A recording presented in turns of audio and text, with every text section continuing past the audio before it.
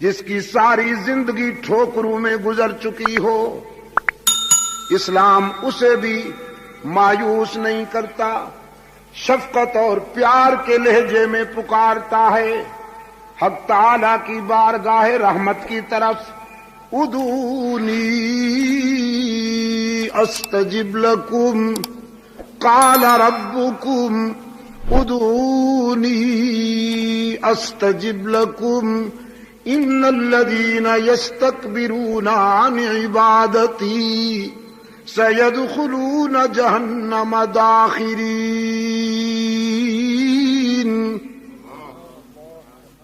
ادھر ادھر کہاں بھٹکتے ہو، اپنے رب کے در پہ آؤ، اس کی رحمت تمہارا انتظار کر رہی ہے۔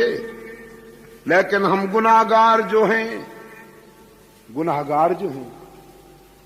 ہمارا سٹائل دوسرا، ہماری زندگی اور، اس کے در پہ دامن پھیلانے کے لیے تو مخصوص انداز چاہیے ہوگا۔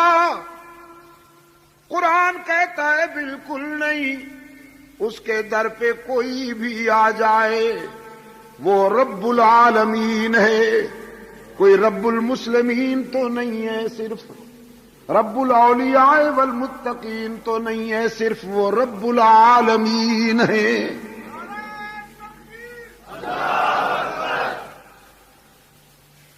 خطا کاروں کو بھی پکارتا ہے کہ باز آ ہر آنچ ہستی باز آ، گر کافرو گبرو بت پرستی باز آ، ای درگہ ماں درگہ نومیدی نیست، صد بار اگر توبہ شکستی باز آ۔ او خطا کار، اگر 100 مرتبہ توبہ کر کے توڑ دی ہے، نبھا نہیں سکا تو مایوس ہونے کی کوئی بات نہیں۔ لا تقنطوا من رحمت اللہ، وہ بڑے وسیع ظرف والا ہے۔ تو اپنی خطاؤں کی طرف دیکھ کر مایوس نہ ہو، اس کی رحمت کی وسعت پہ نگاہ کر۔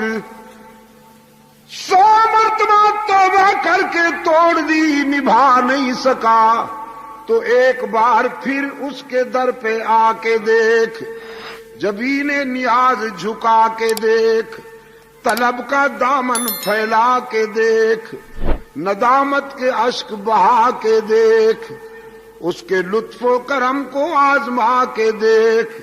تیرے آنے میں دیر ہے، اس کے راضی ہونے میں دیر نہیں ہوگی۔ سرکار دو عالم صلی اللہ علیہ وسلم نے یہی پیغام دیا مکہ والوں کو۔ تم کہتے ہو گناہگاروں کی سنتا نہیں، اور میں یقین دلانے آیا ہوں کہ وہ اپنے بندوں کو مایوس کرتا نہیں۔ ہاں،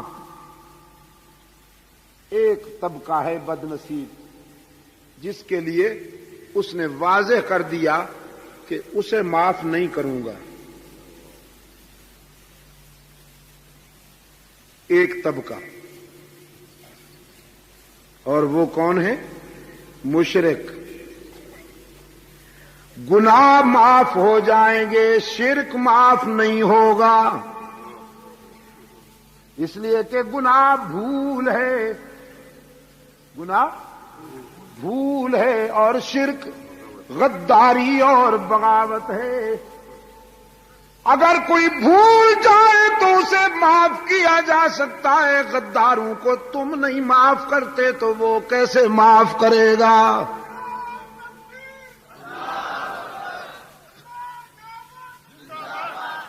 خاتون خانہ اگر سالن میں نمک زیادہ ڈال دے تو معاف ہو سکتا ہے کہ نہیں؟ تو بہت آہستہ آہستہ جواب دیا. توبہ توبہ توبہ. آپ کے بچوں کی خدمت کرتی ہے وہ بیچاری, سارا دن کچن میں رہتی ہے, آپ دوستوں کے ساتھ گپیں ہانکتے ہیں اور وہ بیچاری دھوئیں میں, آگ میں, کچن میں آپ کے گھر کی خدمت کرتی ہے. اگر نمک زیادہ پڑ گیا ہے تو معاف کرنے کو جی نہیں چاہتا. کتنا آہستہ جواب دیا. کر دیں گے, سوچیں گے. توبہ توبہ توبہ توبہ. اور راز کی بات کہہ دوں, کھانا پکانے کی ذمہ داری اس پر نہیں ہے. اسلام دین فطرت ہے, استحصال کی کوئی گنجائش نہیں. آپ کی زندگی کے ساتھ جو خاتون رفاقت کرتی ہے نکاح کے بندھن میں آ کر, اسلام نے اس کو پابند نہیں کیا کہ تو نے کھانا بھی پکانا ہے.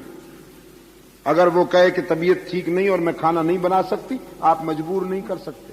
اسلام کہتا ہے خادمہ کا انتظام کیجیے. یہاں تک کہ اسلام کسی عورت کو اس کے لیے بھی مجبور نہیں کرتا کہ وہ آپ کے بچے کو دودھ پلائے.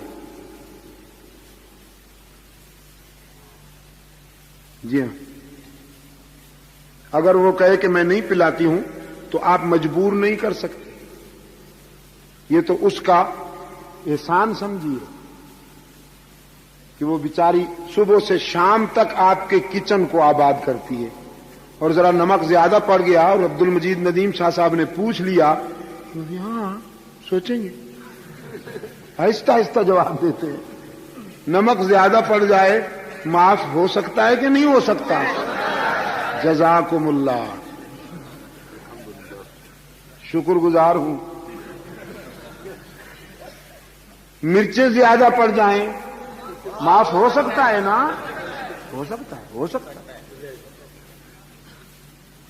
آپ کا نیا کوٹ استری کرتے ہوئے جلا ڈالے, معاف ہو سکتا ہے کہ نہیں؟ ہو سکتا ہے. انسان جو ہوا غلطی ہو سکتی ہے نا؟ ہو سکتی ہے. انسان جو ہوا, اچھا کبھی کبھی غلطیوں کا بڑا عجیب نتیجہ نکلتا ہے.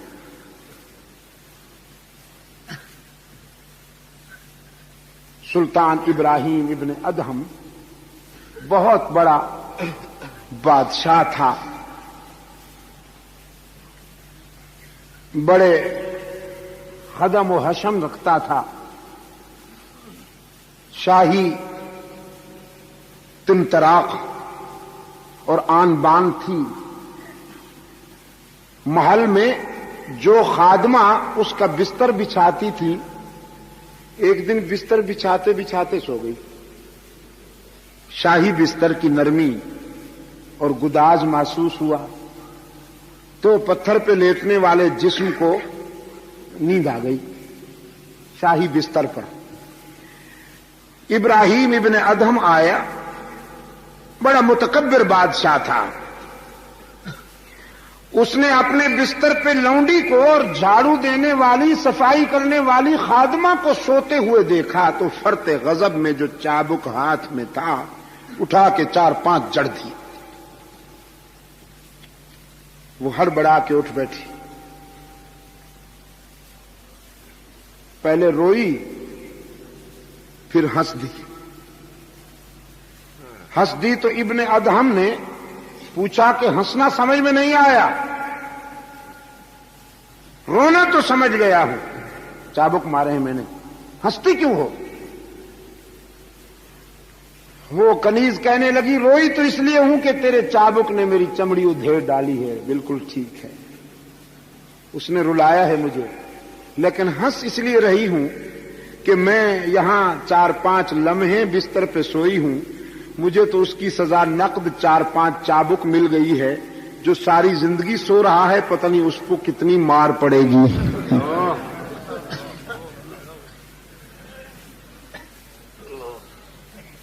یہ وہ موڑ تھا کہ جب وہ متکبر بادشاہ اللہ کی عبادت و رسول کی اطاعت کے سفر پہ روانہ ہوا.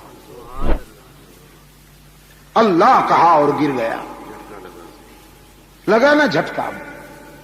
رات بھر روتا رہا. صبح ہوئی اپنے مشیروں وزیروں کو بلا کر کہنے لگا سنبھالو یہ سلطنت اور تاج و تخت. مجھے تو لونڈی کی بات سے زندگی کی حقیقت سمجھ میں آ گئی کہ ہم تو شراب میں اور دھوکے میں جی رہے ہیں. اب بقیہ زندگی اس کو راضی کرنے میں گزاروں گا. کبھی کبھی یہ غلطیاں بھی بڑے عجیب انجام کی طرف لے جاتی ہیں. مگر انسان جو ہوا غلطی ہو سکتی ہے اور معاف کی جا سکتی ہے. نمک زیادہ پڑ گیا کھانے میں معاف ہو سکتا ہے. کپڑے جلا ڈالے معاف ہو سکتے ہیں. نیا واٹر سیٹ توڑ ڈالا معاف ہو سکتا ہے. ٹی سیٹ توڑ ڈالا معاف ہو سکتا ہے. لیکن اگر اس نے آپ کی عزت و آبرو میں آپ کے بھائی کو شریک بنا لیا معاف ہو سکتا ہے. یہ جواب تو بڑا اونچا دیا. غیرت مند ہے نا ماشاءاللہ. اگر آپ کی عزت و آبرو کے حق میں وہ آپ کے کسی دوست کو شریک بنا لے تو معاف ہو سکتا ہے؟ نہیں ہو سکتا. وہ کہے کہ میں نے کوئی تیرے دشمن کے ساتھ تو تعلق نہیں قائم کیا, تیرے پیارے کے ساتھ کیا ہے. یہ دلیل سنی جائے گی اس کی؟ نہیں سنی جائے. اڑا دیا جائے گا, اڑا دیا جائے گا. حق تعالی نے بھی فرمایا خطائیں معاف کر دوں گا لیکن معبود میں ہوں, مسجود میں ہوں. کسی اور کا سجدہ کیا تو میرے غضب سے نہیں بچ پاؤ گے. ہر جگہ موجود میں ہوں. کسی اور کو ہر جگہ موجود مانا تو میرے غضب سے نہیں بچ پاؤ گے. اللہ بالغیوب میں ہوں. میرے بندوں میں سے چاہے کوئی میرا پیارا ہی کیوں نہ ہو, اگر اس کو تم نے اللہ بالغیوب مانا تو میرے غضب سے نہیں بچ پاؤ گے. کارساز و دستگیر میں ہوں. اگر میرے بندوں میں سے کسی کو تم نے دستگیر و کارساز بنایا تو میرے غضب سے نہیں بچ پاؤ گے. فرمایا ان اللہ لا یغفر ان یشرک بہ وَيَغْفِرُ مَا دُونَ ذَلِكَ لِمَن يَشَاءُ إِنَّ اللَّهَ لَا يَغْفِرُ أَن يُشْرَكَ بِهِ. حرف تاکید کے ساتھ بالیقین اللہ مشرک کو کبھی معاف نہیں کرے گا کہ یہ اس کی غیرت کا معاملہ ہے, چاہے وہ مشرک پیغمبر کا باپ ہی کیوں نہ ہو, چاہے وہ مشرک نبی کا بیٹا ہی کیوں نہ ہو. نبی کا بیٹا اور نبی بھی وہ جس نے کم و بیش 950 سال اللہ کی توحید بیان کی ہے. کانٹوں پہ چل کر, 11ویاں کھا کر نہیں, پتھر کھا کر, مال کھا کر نہیں, مار کھا کر اللہ کی توحید بیان کی. کتنا عرصہ جی؟ 9 مہینے نہیں, نہ 9 ہفتے, نہ 9 سال, 950 سال, 950 سال.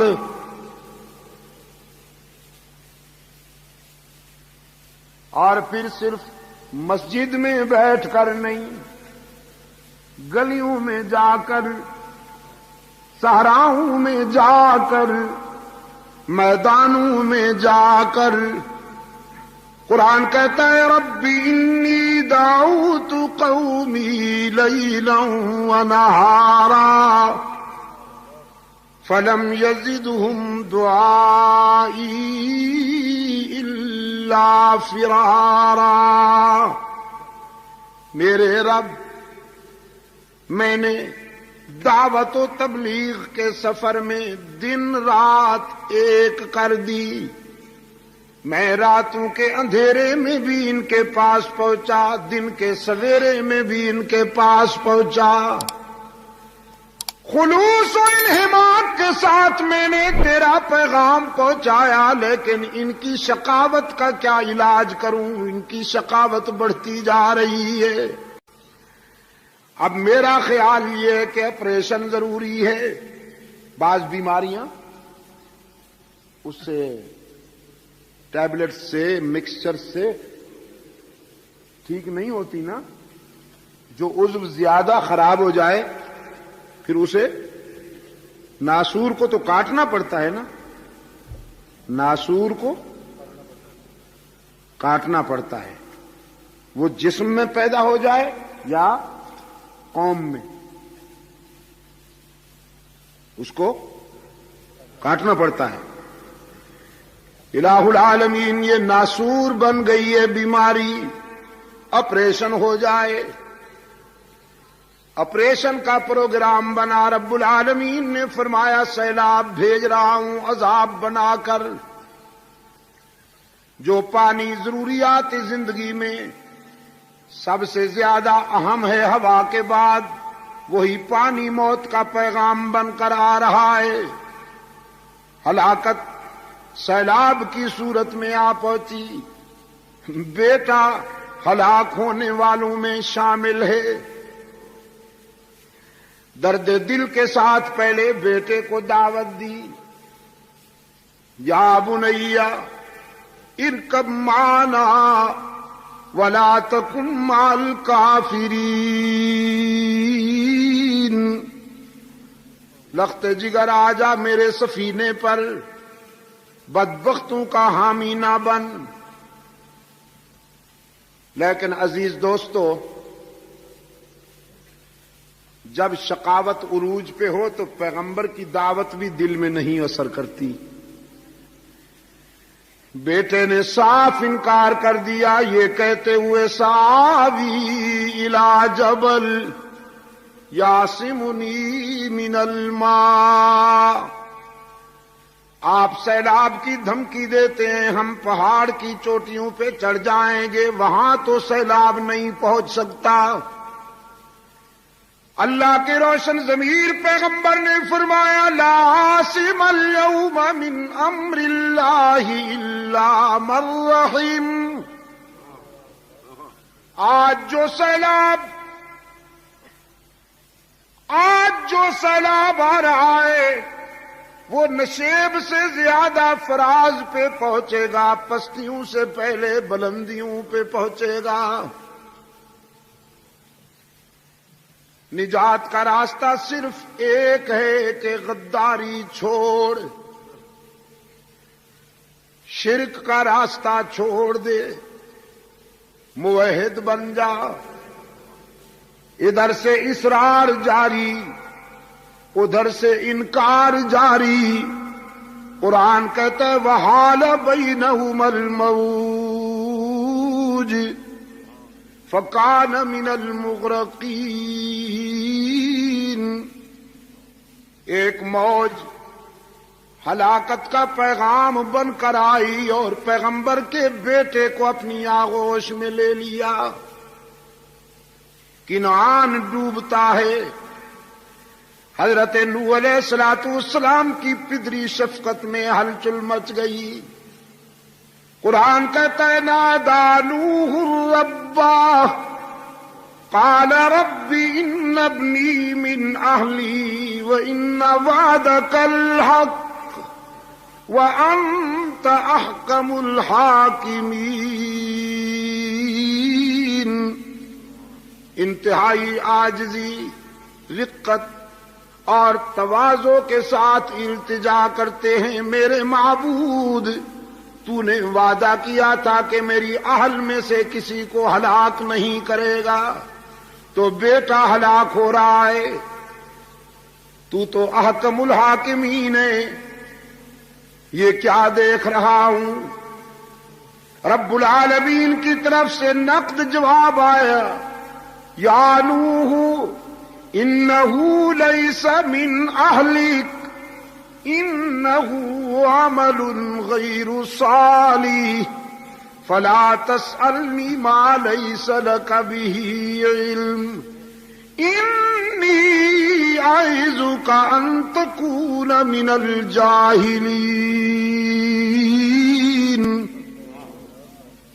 میرے پیغمبر، کنعان تیرا بیٹا تو ہے لیکن تیری اہل میں سے نہیں، اس لیے کہ نبیوں کی نسل خون اور نطفے کی بنیاد پر نہیں چلا کرتی، عقیدے اور کردار کی بنیاد پر چلتی ہے۔ اس نے تیرا عقیدہ نہیں اپنایا، اس نے تیرا کردار نہیں اپنایا، ہم نے اس کا نام تیری برادری کی لسٹ سے خارج کر دیا۔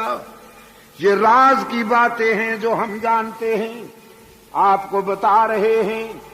اب لا تسألنی ما لیس لک بہ علم، جس راز کا پتہ نہیں اس کے بارے میں لب کھولنے کی اجازت نہیں۔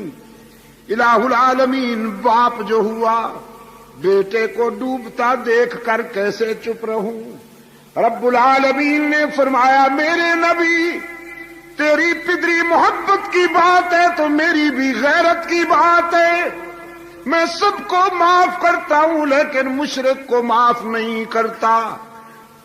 فیصلہ کن بات سنیے، انی اعظک ان تکون من الجاہلین۔ مشرک بیٹے کی سفارش نہ کیجیے، مشرک کے لیے سفارشی نہ بنیے۔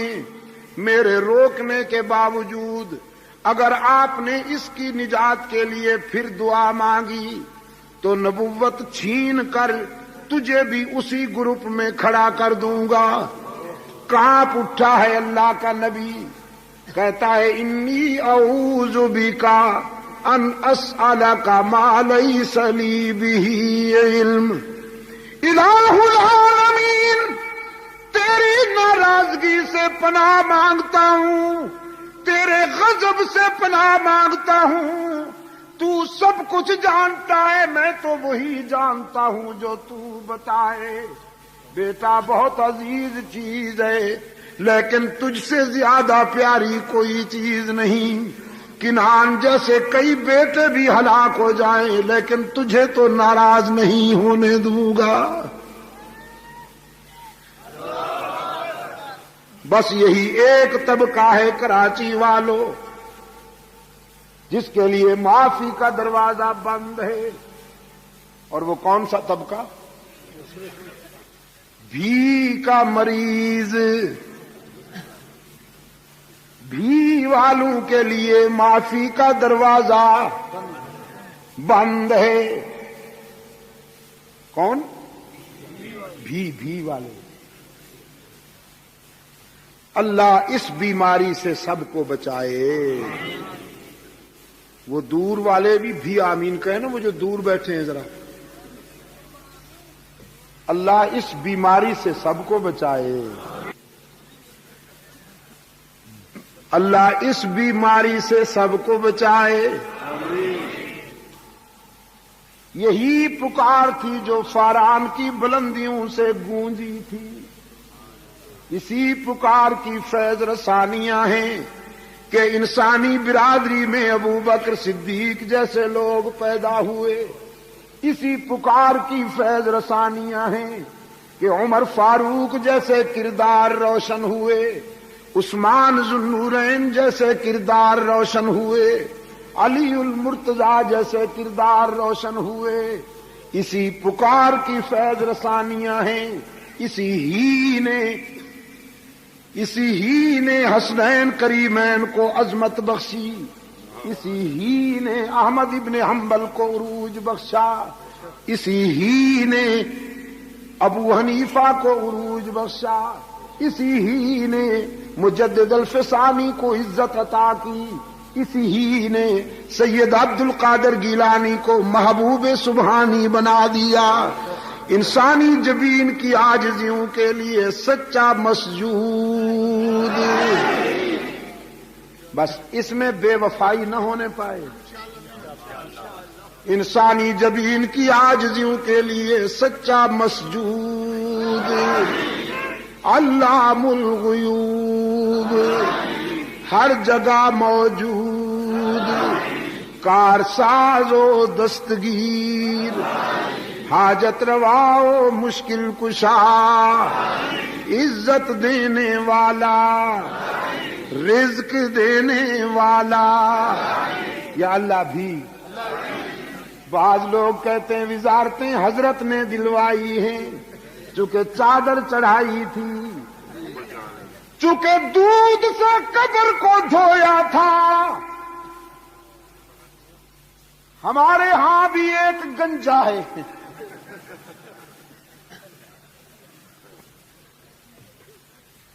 اس کا بیان آیا تھا پنجاب کے اخبارات میں، میں تو بڑا گناہگار ہوں، بس مجھے جو کچھ بھی ملا ہے حضرت داتا گنج بخش کے کرم سے ملا۔ اب کھسک رہی ہے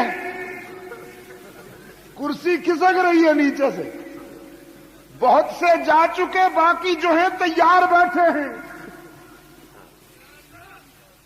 سب کچھ اسی کے اختیار میں ہے۔ دوستو، ملازمت ہم کرتے ہیں، رزق کون دیتا ہے؟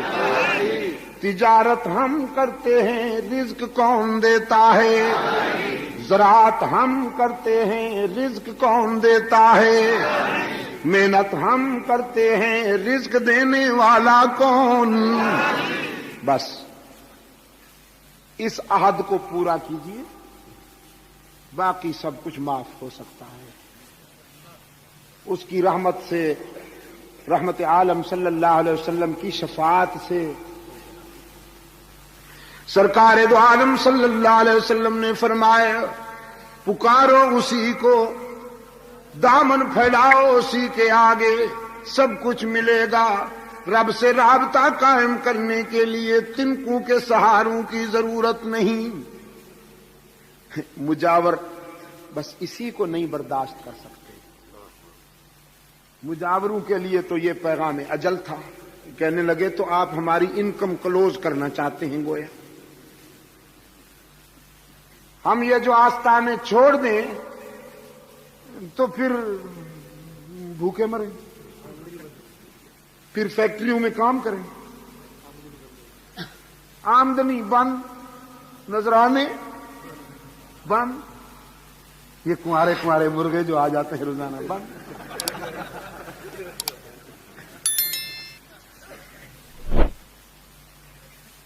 کمپرومائزنگ کے لیے فارمولہ بھیجا، دیکھو جیو اور جینے دو کی پالیسی پہ عمل ہونا چاہیے۔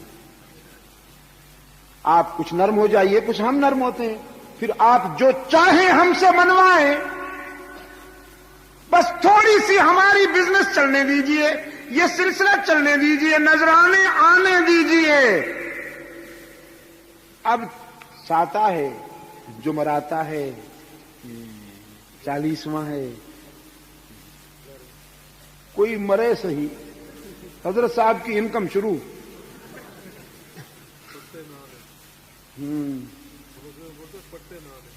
پٹے نانے، اچھا پٹے نانے جی، یہ نہیں جانے دیتا کسی کو جنت میں اس وقت تک جب تک کہ آپ میدہ نہ بھر دیں اس کا۔ حضرت صاحب نہیں جانے دیتے کسی کو جنت میں، پہلے کہتے ہیں تیجے کی تیاری کرو، پھر کہتے ہیں ساتا بناؤ، جمعراتا بناؤ، 40واں بناؤ، تو جب تک 40ویں تک بات پہنچتی ہے محلے میں کوئی اور مر جاتا ہے، پھر سلسلہ شروع۔ اس کو کہتے ہیں تیجے کی تیاری کرو، ساتا بناؤ، 40واں بناؤ، اور جب تک وہ 40 میں آتا ہے پھر کوئی اور محلے میں حضرت کا ایور گرین بزنس وداؤٹ لاس.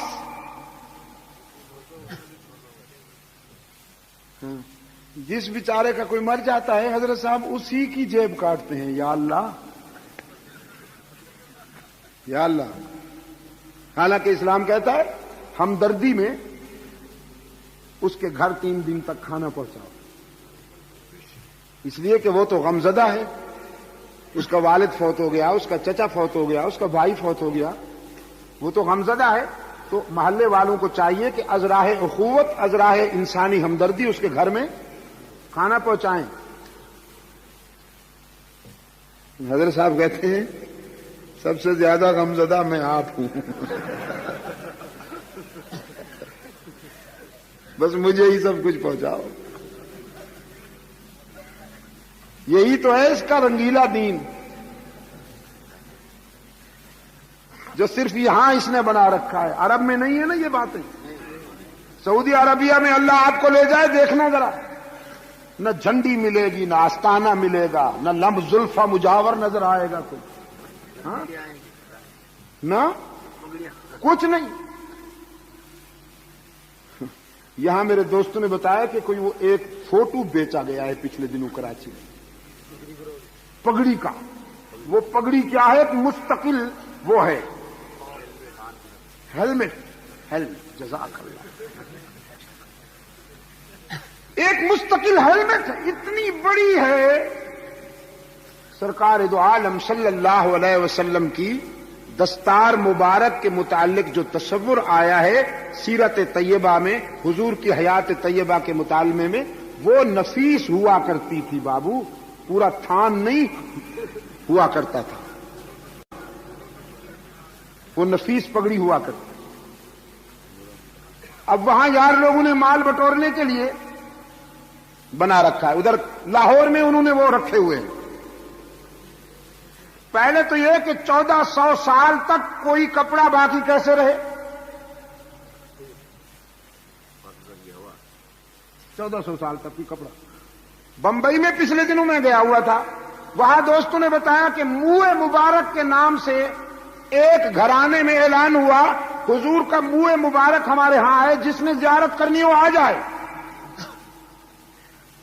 لوگ بیچارے سادہ لوگ عقیدت کے مارے،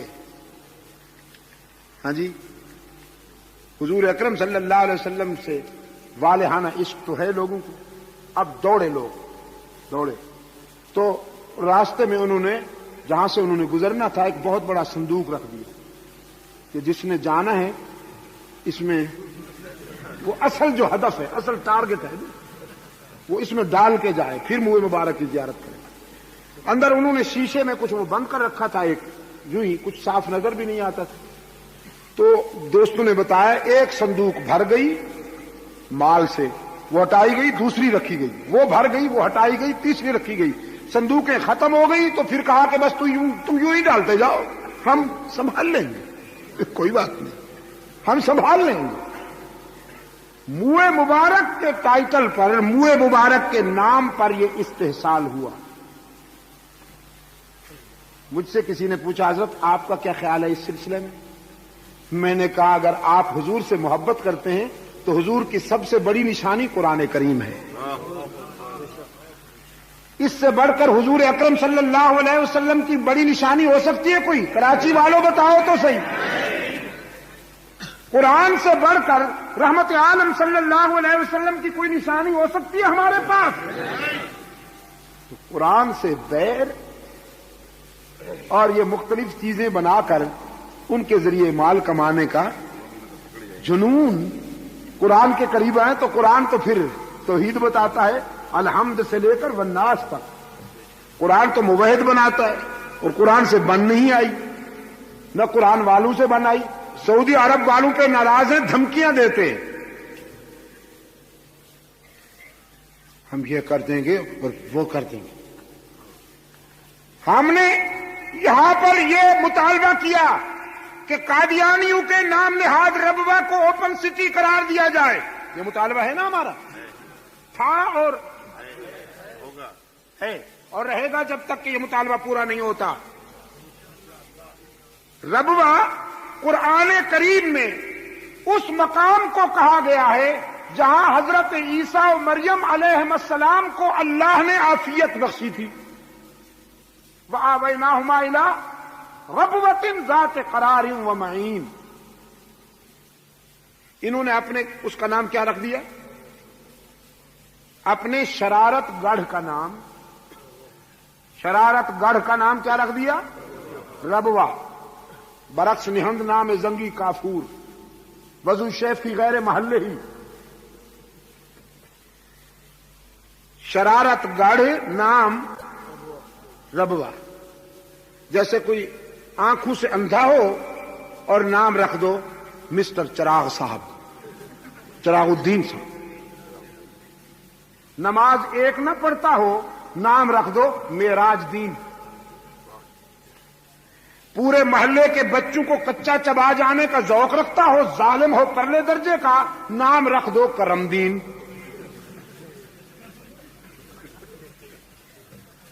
کوئی کرم دین بیٹھا ہے تو ناراض نہ ہو جائے، میں ایک بات کر رہا ہوں۔ وہ شرارتوں کا عالمی مرکز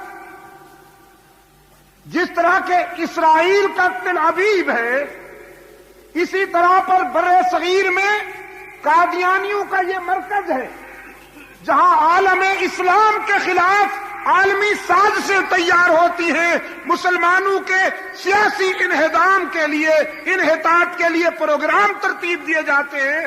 کہاں اسے ربوہ کہا جا سکتا ہے؟ وہ تو کفر گڑھ ہے، شرارت گڑھ ہے، لعنت گڑھ ہے۔ جہاں قادیانی رہتے ہیں وہاں اللہ کی لعنت برستی ہے یا رحمت برستی ہے؟ وہاں لعنت برستی ہے، لیکن نام کیا رکھا ہے اس کا؟ ربوہ۔ ہم نے کہا اس کو کھلا شہر قرار دو، انہوں نے کراس ڈیمانڈ کی ہمارا کیس کمزور کرنے کے لیے، کراس ڈیمانڈ کی کہ مکہ مدینہ کو کھلا شہر قرار دو۔ آپ اس ڈیمانڈ کے زہریلے مضمرات پر غور کر سکتے ہیں؟ بھائی ہم نے اس لیے کہا کہ ربوے کو کھلا شہر قرار دو کہ وہاں عالم اسلام کے خلاف شرارتیں ہوتی ہیں، وہاں مرتد رہتے ہیں۔ کھلا شہر قرار دو اسے تاکہ ان کی سازشیں بے نقاب ہو جائیں۔ لیکن انہوں نے کہا مکہ اور مدینہ کو کھلا شہر قرار دو۔ میں آپ سے پوچھتا ہوں، مکہ اور مدینہ میں الیاذ باللہ ثم الیاذ باللہ نقل کفر نباشد سازشیں تیار ہوتی ہیں، یا مکہ اور مدینہ سے پوری دنیا انسانیت کے لیے رحمتیں بھیجی جاتی ہیں؟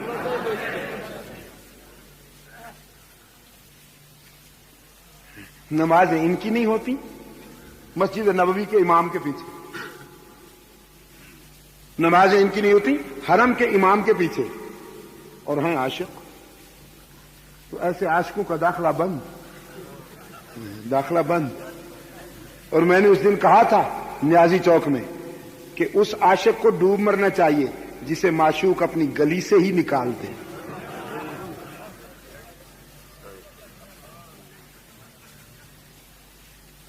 میرے عزیز دوستو، دھمکی دی سرکار دو عالم صلی اللہ علیہ وسلم کو مجاوروں نے کہ یا تو آپ ہمارا یہ بزنس چلنے دیجئے، ادروائز ہم آپ کو نقصان پہنچائیں گے، چلنے نہیں دیں گے، بائیکاٹ کریں گے، ہم آپ کو جینے نہیں دیں گے، اور اگر آپ ہماری بات مان لیں جو آپ چاہیں گے وہی کریں گے۔ رب العالمین نے فرمایا میرے محبوب قرآن کے لہجے میں جواب دیجئے، قل افغیر اللہ تأمرونی اعبد ایھا الجاہلون۔ جہالت کے بیماروں، مجھ سے تم نے یہ توقع کیسے کر لی کہ میں اللہ کے ساتھ کسی کو شریک گوارا کر لوں؟ اللہ کی عبادت میں کسی اور کو شریک گوارا کر لوں؟ تم نے یہ کیسے سوچا کہ تم شرک کی اڈے اور شرک کی منڈیاں کھول لو اور میں حجرے میں بیٹھا رہوں، عطر لگاتا رہوں، تسبیح پڑھتا رہوں، حجرے میں بیٹھا رہوں؟ نہیں، میں بدر میں آؤں گا، تیار ہو جاؤ، تم سے احد میں ملاقات کروں گا، احزاب میں اتروں گا، تبوک میں آؤں گا، تمہاری دھمکیوں کو کیا کروں؟ وَلَقَدْ أُوحِيَ إِلَيْكَ وَإِلَى الَّذِينَ مِن قَبْلِكَ لَئِنْ أَشْرَكْتَ لَيَحْبَطَنَّ عَمَلُكَ وَلَتَكُونَنَّ مِنَ الْخَاسِرِينَ۔ رب العالمین کی طرف سے مسلسل تنبیہ، مجھ سے پہلے انبیاء کو بھی کہا گیا، مجھے بھی کہا جا رہا ہے، میرے محبوب اگر آپ نے دنیا والوں کے ڈر سے میرے ساتھ کسی کو شریک گوارا کر لیا تو میرا محبوب ہونے کے باوجود آپ بھی میری ناراضگی سے نہیں بچ پائیں گے۔ بل اللہ فاعبد وکن من الشاکرین۔ یہ بگڑتے ہیں تو بگڑنے دیجئے، یہ لڑتے ہیں تو لڑنے دیجئے، جو کچھ کر سکتے ہیں کرنے دیجئے، آپ وفا کیجئے، میں جزا دوں گا۔ عبادت میں میرے ساتھ کسی کو شریک نہ بنائیے، وفا کیجئے۔ سرکار دو عالم صلی اللہ علیہ وسلم نے مکہ والوں کو صاف صاف کہہ دیا، سارے صدمے اٹھاؤں گا، ساری مصیبتیں برداشت کروں گا، تم کانٹے بچھاؤ گے تو پاؤں زخمی کروا لوں گا، تم پتھر برساؤ گے تو لہولہان ہونا گوارا کر لوں گا، لیکن مانتا ہوں اور منواؤں گا۔ انسانی جبین کی عاجزیوں کے لیے حقیقی مسجود۔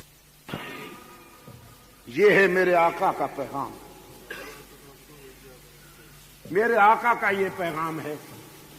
اللہ نے توفیق دی ہے شاہ ولی اللہ قافلے کے رضاکاروں کو، اللہ سلامت رکھے اس قافلے کو، اللہ ان رضاکاروں کی قدم قدم پہ نصرت فرمائے۔ آج پوری دنیا میں اللہ نے کام لیا، شرک کا تعاقب کرنے والے یہی، توحید کا پرچم لہرانے والے، تحفظ ناموس صحابہ کے لیے دن رات محنت کرنے والے یہی، تحفظ ختم نبوت کے لیے اپنی زندگیاں وقف کرنے والے یہی، باطل جس عنوان سے آئے اس کا مقابلہ کرنے کے لیے ولی اللہ قافلے کے رضاکار سر بکف کھڑے ہیں۔ اللہ ان کی مدد فرمائے، قدم قدم پر مدد فرمائے۔ رائے ونڈ میں انشاءاللہ عالمی اجتماع ہو رہا ہے 7، 8، 9 نومبر کو۔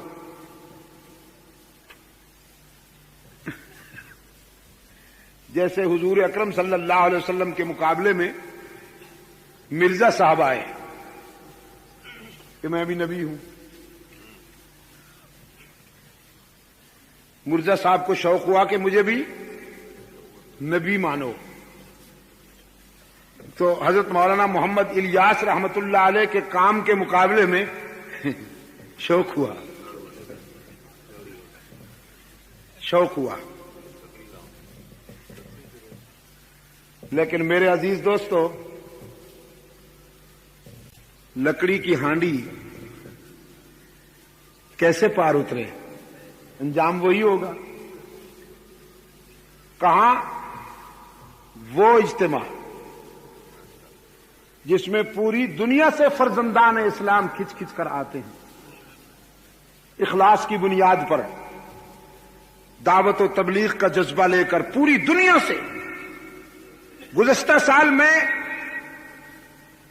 ماریشس اور فرانس کے دورے پہ تھا، وہاں سے ہم آئے تھے اجتماع کے لیے، تو میرے ساتھ 22 افراد کا قافلہ ساتھ آیا تھا اس اجتماع میں شرکت کے لیے، فرانس سے وایا موریشس اور بمبئی، پوری دنیا سے اللہ کے فضل و کرم کے ساتھ وہاں فرزندان اسلام جمع ہوتے ہیں اور عالم اسلام کی سربلندی کے لیے دعائیں مانگتے ہیں۔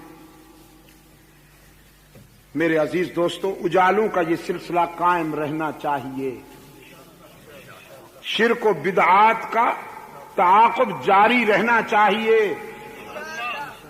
شرک کے بیماروں کو توحید کا انجیکشن ہونا چاہیے کہ نہیں ہونا چاہیے، اور دشمنان صحابہ کو بھی راہ راست پر لانے کی کوشش جاری رہنی چاہیے۔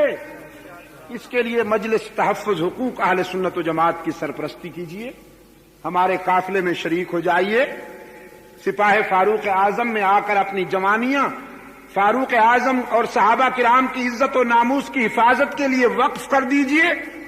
آج میں نے تربت میں بھی کچھ جوانیاں مانگی تھیں کہ مجھے ایسے جوان چاہیے جو اپنا شباب اللہ کی توحید، رحمت عالم صلی اللہ علیہ وسلم کی سیرت، صحابہ کی عزت و ناموس، حضور کی ختم نبوت، اہل بیت کی عظمت کے تحفظ کے لیے اپنا شباب وقف کر دیں۔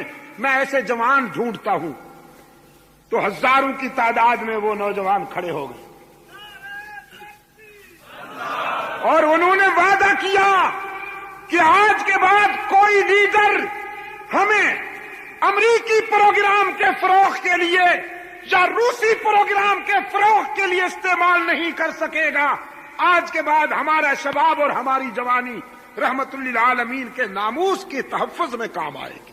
اللہ آپ کا حامی و ناصر ہو، میں اسی پر اکتفا کرتا ہوں۔ مزید اسلامک ویڈیوز کے لیے ہمارے چینل کو سبسکرائب کریں۔